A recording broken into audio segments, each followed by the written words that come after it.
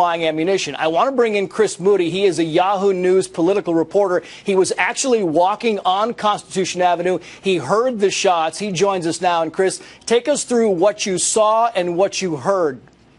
Good afternoon. Yeah, I was on Constitution Avenue doing an outdoor interview with Representative Peter King. We finished up. He walked inside, and that's right when I heard several shots down Constitution Avenue. Immediately heard sirens. Immediately, Capitol Police running with their guns drawn to the scene of the crime, or to the scene. I asked if it was gunshots. They confirmed it, and they said, "Get underground now." And Chris, you were with Peter King. We should note the Intel Committee Chair Peter King. Was somebody coming out and did they grab the congressman and bring him to some point and tell you guys where to go at that point in time? He had already crossed the street and was into his office building, and that's when I heard the shots. It was just me standing there by myself on the corner. Police were trying to figure out what was happening, but they knew that they wanted us out. They told us to get as far south as we could, and so tourists and staffers were told to cross the street, go towards the Capitol South Metro, which is several hundred yards south of the Capitol building, and then they locked down both the House office buildings and the Capitol for several minutes after that. Yeah, and just so you know now, Chris, the Capitol has now, the lockdown has been lifted, but give us an idea. We've heard now a number of people may have been wounded, some passersby on the street. Give us an idea. I know the government has been shut down for 3 days. How busy was it in your area, Chris? And give me an idea, if you can, of how many ambulances were on scene and how many different police agencies arrived on scene in the moments after. Well, because of the shutdown, the Capitol area has been much quieter than usual. There are fewer tourists and fewer Capitol Hill staffers. So they're usually it's covered in people, and now it was pretty quiet when the shots rang out. I saw, I would say, about a half a dozen or so police cars flying down Constitution Avenue toward the scene, and then just moments later, I saw them returning back up.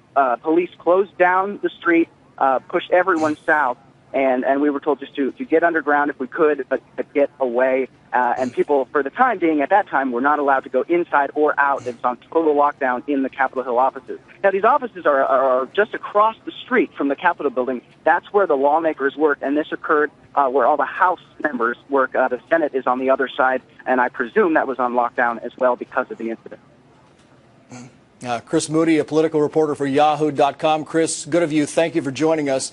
Hooked up. We're going to go to Mike Emanuel. He's live for us on Capitol Hill. Mike, Catherine kind of laid out a pretty good timeline and a pretty good chain of events connecting the dots of what happened. Give us an idea what's happening right now where you are, Mike. We know the lockdown has been lifted. What's the talk, and what are congressional members saying or doing, if anything?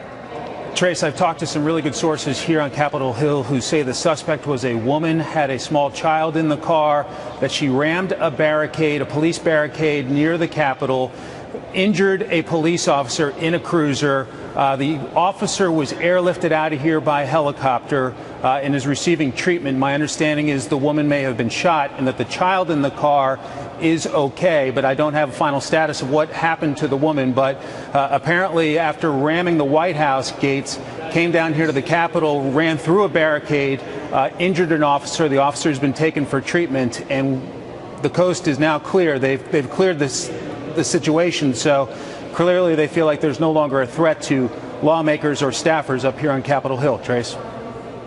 So I can hear kind of the buzz behind you, Mike. Normally you do live shots there, and it's fairly quiet for where you are in the Russell Rotunda. Give me an idea of the activity going on behind you, because it sounds, at least in my ear, like it's fairly loud where you are right now.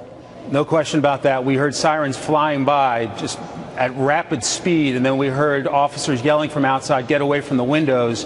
And so anytime you have something like that around a federal government facility, there's a buzz that generates, there's adrenaline that gets going, and you're wondering what the heck's going on, to hear cars going by so fast and so loud. And so to hear that kind of disruption in the middle of the day was certainly unusual. Drew a lot of people here to see what they could see of Constitution Avenue, which is not far from where I'm standing. And at this point, though, the good news is there was a green screen that came up on our television monitors saying that the situation was clear. It was now safe to go outside of your offices. But for an hour or so, it was quite tense, Trace.